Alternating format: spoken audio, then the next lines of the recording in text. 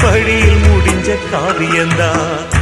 இருப்பதும் இறப்பதும் அந்த இயற்கையோட கையில, இருப்பதும் இறப்பதும் அந்த இயற்கையோட கையில. நான் மறைஞ்ச பின்னும் நிலைப்பது என் உயிர் எழுதும் கதையில.